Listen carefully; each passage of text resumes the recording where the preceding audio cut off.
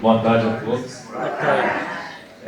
Muita alegria ver vários rostos familiares, alguns que estou vendo pela primeira vez, mas sobretudo em ver a nossa casa cheia numa terça-feira à tarde. Quando fizemos o Pai Nosso juntos, senti uma força e uma energia muito grande. E isso é fruto dos sentimentos, daquilo que vocês vieram buscar aqui e o que nos coloca todos em pé de igualdade no caminho espiritual. E o tema de hoje é justamente esse: não duvides. Não duvides, no sentido de hesitação também, no sentido de desespero, no sentido de descrença que muitas vezes nós temos quando passamos por dificuldades. Então, começa a passar por provações, começa a passar por dificuldades, começa a desacreditar da providência divina, começa a desacreditar do plano espiritual, se acha abandonado, entra em processo de desespero. O que acontece? Porque Emmanuel vai dizer, entramos em processo de sombras. Esse capítulo está no Fonte Viva, número 165, e o Emmanuel vai destacar um trecho da Epístola de Tiago, quando ele diz: o que duvida é semelhante à onda do mar, que é levada pelo vento e lançada de uma para outra parte. Vamos analisar isso. Mahatma Gandhi tinha uma frase muito feliz quando ele dizia: um homem sem religião é como um barco sem leme. Religião no seu sentido mais profundo, de religar. Sem leme, porque não tem direcionamento. Tem dificuldade de direcionamento. E muitas vezes nos pegamos em situações difíceis, desacreditando, perdendo a fé, que a gente chama de fé vacilante. Esses dias me ligou uma pessoa precisando de ajuda. Eu não a conhecia, fiz um workshop de comunicação não violenta em Salvador. A pessoa veio ligar para mim para perguntar uma questão de processo. Sou advogado e mediador de conflitos. Pois bem, eu atendi, falei com essa pessoa, tinha muita dor envolvida, muito ressentimento, muita mágoa. Em dado momento eu perguntei: você tem alguma fé? Ele disse: eu tinha, mas eu perdi a fé. Falei: pois bem. Continuei conversando com ele. Em dado momento ele perguntou assim: então qual o valor da consulta? Eu falei: não tem valor nenhum, é uma escuta fraterna. Mas o que eu posso fazer para agradecer? Você pode renovar a sua fé. E ele emudeceu do outro lado, começou a entrar num processo bem emotivo. Ele falou: está difícil. Eu falei: mas é com a fé que a gente consegue aclarar as situações. E muitas vezes a gente passa por situações e que é nesse momento que vem a aprovação. A aprovação do quê? Desenvolvimento moral. É assim que acontece. É nas provações que a gente tem essa oportunidade. É nos momentos difíceis que isso vem.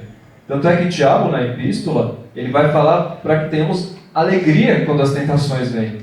Porque é a prova. É a prova, é o momento de falarmos como que estamos espiritualmente. E nesse momento, se nós não sabemos o porquê, confiemos, resignação. Kardec vai dizer: se não sabemos o motivo daquilo que estamos passando, conscientemente, pode ter certeza que deve ser algo de vidas pretéritas.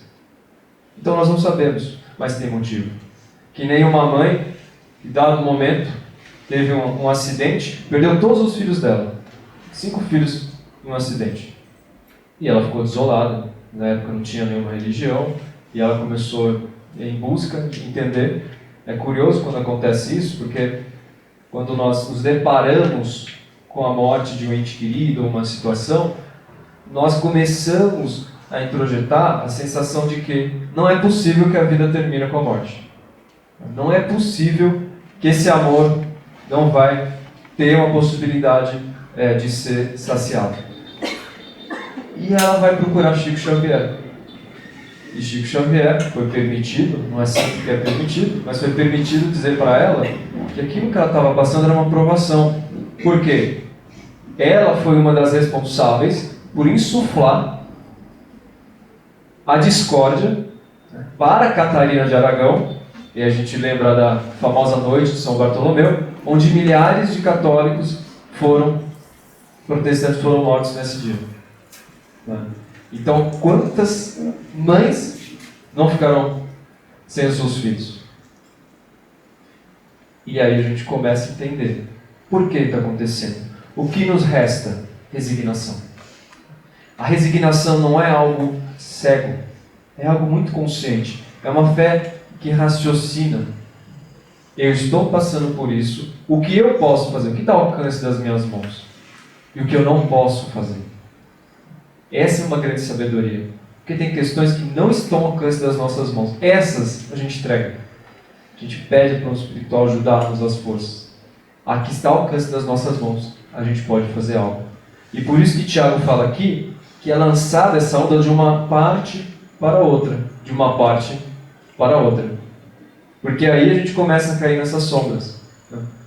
O que nós vemos hoje em dia é muito aquela questão assim, deixa a vida me levar. Não é? Deixa a vida me levar, as coisas vão entrar no seu rumo, deixa as coisas acontecerem. Só que tem uma vírgula aí. Quem está no comando? Ninguém? E aí vem um ponto. Se nós não estamos no governo dessa vida, situações diversas podem acontecer. Tanto é que tem um filósofo da época de Jesus, 55 depois de Cristo, o Epiteto, ele era escravo, e ele vai falar uma frase que ela cai como uma luva nos dias atuais, né? Ele fala que nós temos que aprender a selecionar os nossos pensamentos, né? As imagens mentais, porque se nós não fizermos isso, alguém vai fazer por nós. E a direção que isso vai levar pode não ser muito boa. Agora a gente já parou para pensar para onde está indo essa direção do fluxo dos nossos pensamentos? Para onde está indo essa direção das informações que nós estamos acessando? E se a gente olhasse como se fosse um rio, aonde que ele desemboca? Aonde que esse rio desemboca? Esse rio da nossa vida. Aonde que vai desembocar? É uma pergunta necessária. Porque, na maioria das vezes, não nos traz coisas boas. Se a gente for olhar de verdade, o que de fato traz algo bom é justamente o desenvolvimento das virtudes. Então imagina vocês uma árvore, uma planta que começa a crescer com vigor, porque os nutrientes são adequados, a terra é adequada, o cuidado é adequado, o zelo e as condições também. Então ela cresce com vigor. Agora, outra árvore que não está recebendo os nutrientes devidos e que acaba crescendo, puxa, e muitas vezes somos nós. Porque os nutrientes que nós estamos sendo inseridos não são nutrientes bons. Então essa questão de deixa a vida me levar, tem que tomar cuidado.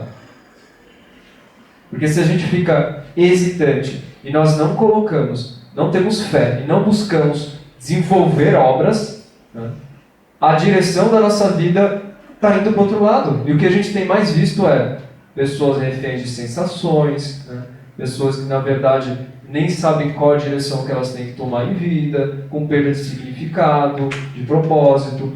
E aqui é onde é preciso relembrar o nosso orar e vigiar. Relembrar, orar e vigiar, porque se nós não fizermos isso, quem vai fazer por nós? Quem está no controle? Hoje, em homenagem à greve que está acontecendo na nossa cidade, quando a gente olha o brasão da nossa cidade, tem uma inscrição em latim, que chama-se non duco, duco. Que significa o quê? Não sou conduzido, eu conduzo.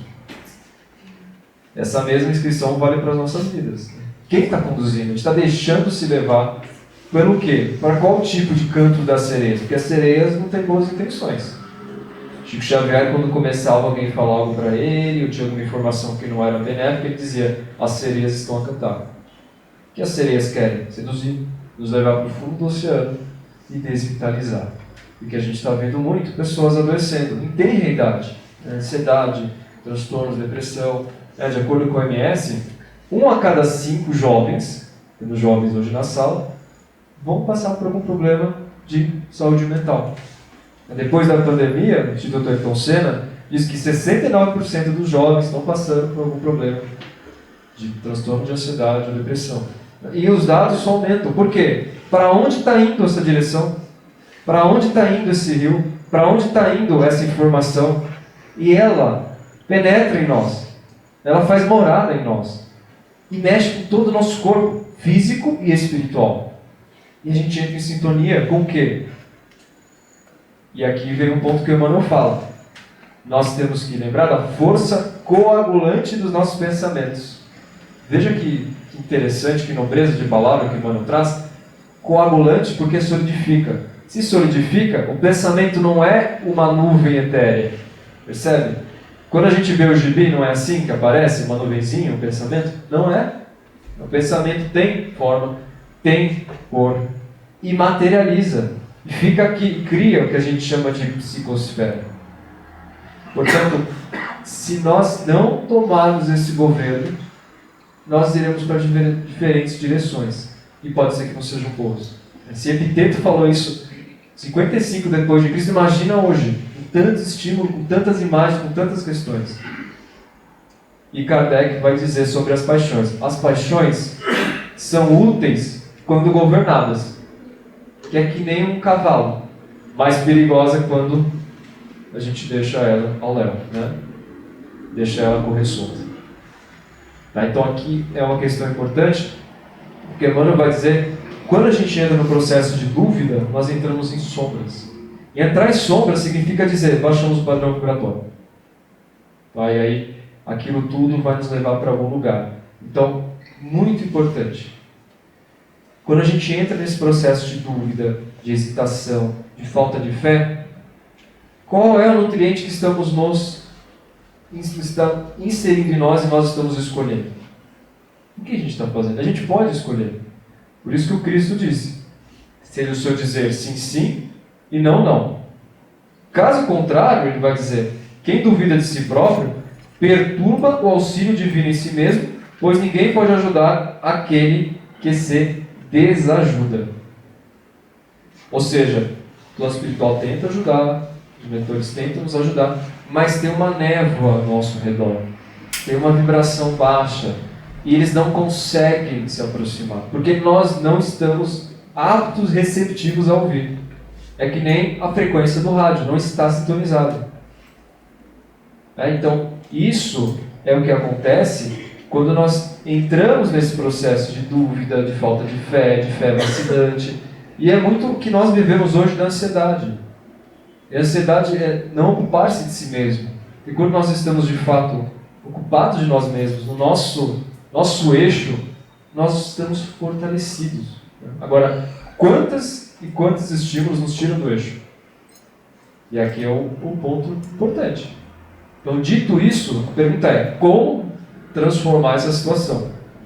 Certo? Como que eu posso transformar isso? E aí Emmanuel vai dizer, desacelerando, vai falar de abandonar a pressa, e vai falar também de esquecer o desânimo. Desacelerar. Uma sociedade tão acelerada, uma sociedade em que estar parado parece sinônimo de coisas negativas. Nós aprendemos a acelerar, mas não aprendemos a desacelerar. Tem um ditado italiano, quem for aqui da comunidade italiana, que acho que são, que diz o seguinte, piano piano, e forte forte, forte forte, se va alla morte. Certo?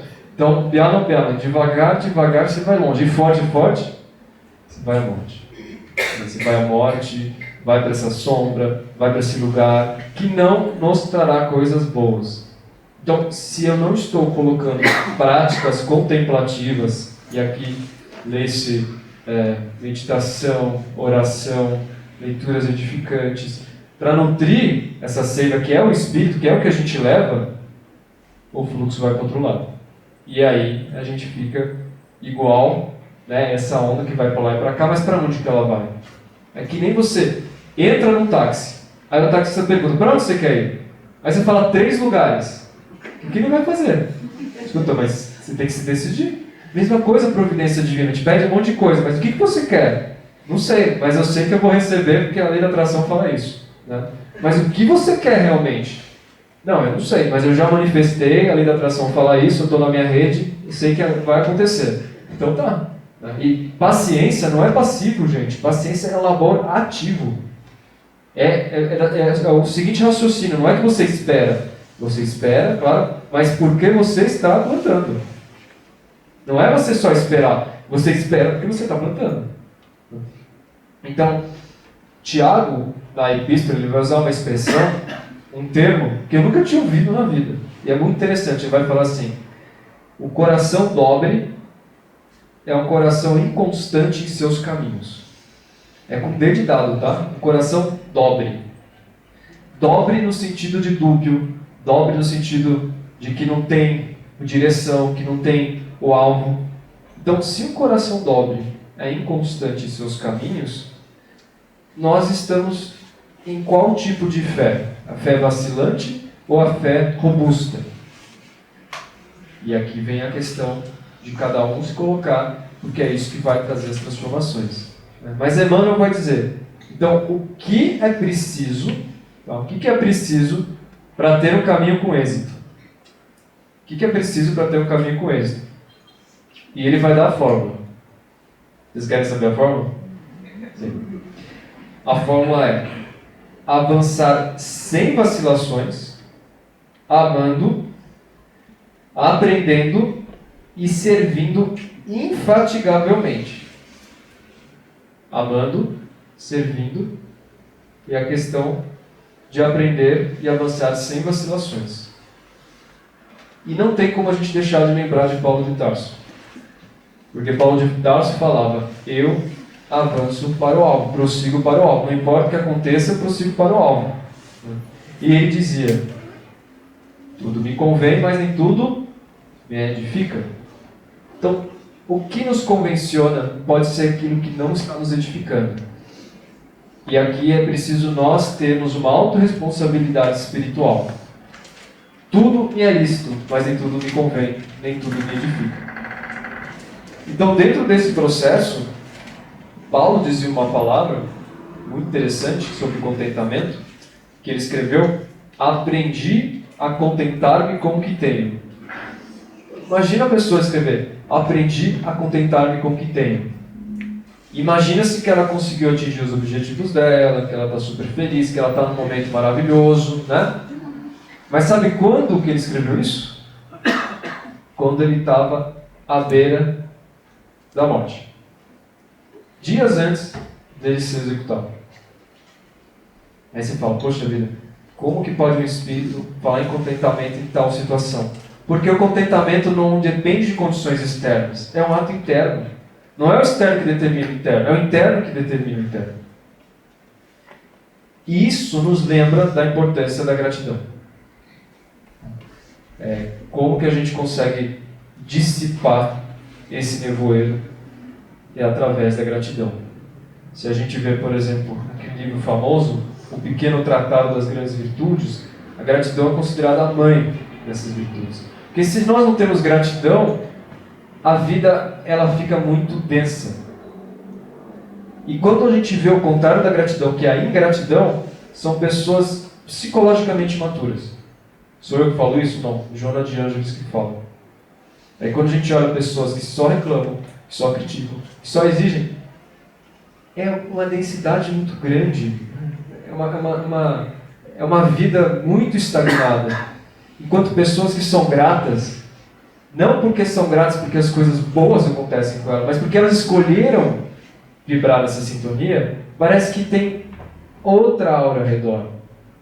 Né? Porque a gratidão é fruto de maturidade psicológica, amadurecimento. Não é aquela coisa assim, poxa, eu pedi e não recebi. O nosso desejo eu não recebi. Porque imagina se todos os nossos desejos fossem prontamente atendidos. Porque é aquilo que nos convém. Mas será que aquilo que nos convém nos edifica? E será que a gente tem sabedoria para saber o que nos edifica? Porque às vezes o que nos vai edificar é uma doença. Às vezes o que vai nos edificar é um sofrimento que a gente está passando, é uma privação. E isso nós não sabemos, porque o que convém é uma coisa, o que edifica é outra. E a gratidão, ela abre isso, né? Ela amplia isso. Porque quando a gente entra na revolta, aí tudo obscurece. Tudo obscurece. E aí a pessoa entra no processo cada vez mais, só vai trazer lamúrias, mais sofrimento, mais pesado. Agora, quando a gente entra na gratidão, tudo muda. Porque Divaldo Franco vai dizer, existem 3 estágios da gratidão. Primeiro estágio, o mais fácil, mas não é todo mundo que pratica. Eu sou grato por todas as coisas boas que me ocorrem. Esse é fácil, né?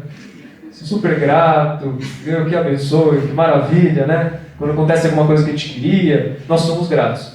Mas muitas pessoas não lembram de agradecer. Esse é o primeiro estágio.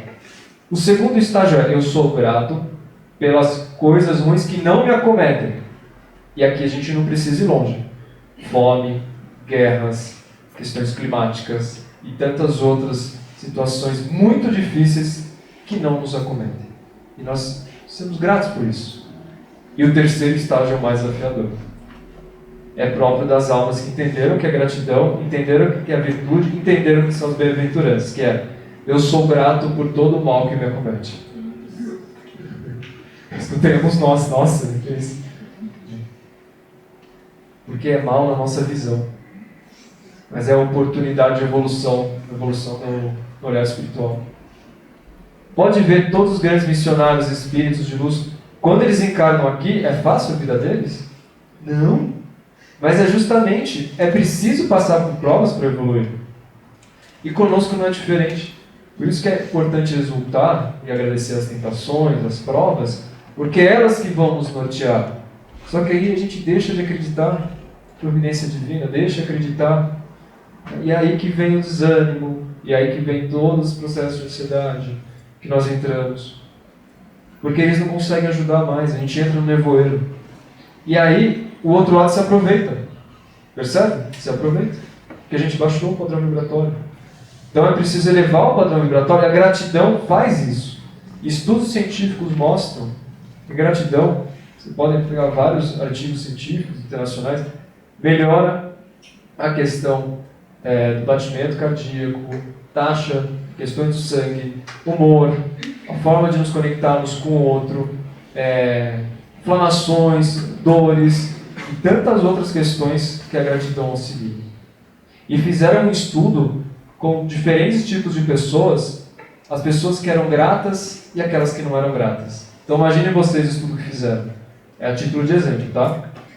Desse lado são as pessoas que não são gratas, tá? E aqui são as pessoas que também não eram gratas, mas elas foram convidadas durante 30 dias a fazer o seguinte exercício.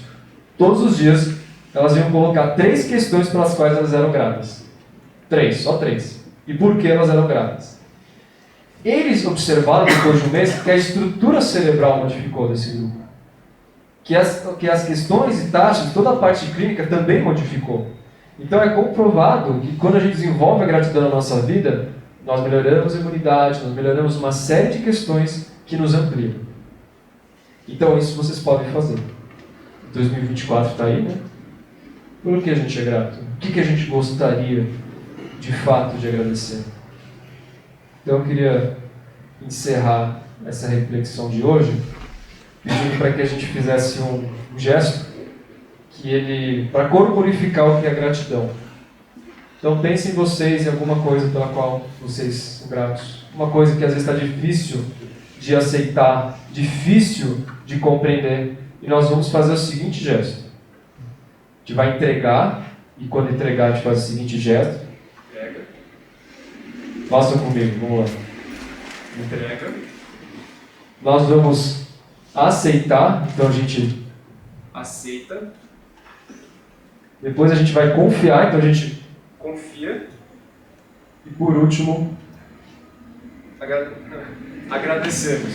Certo? Então, vamos corporificar isso agora. Pensa em alguma coisa, coloca alguma coisa aí. Aproveitando que está no centro espírita, com a presença dos mentores, entre em contato. E eu quero ouvir juntos a gente fazendo os gestos e falando. Então, entrego, confio, aceito e agradeço. Gratidão, Deus abençoe a todos.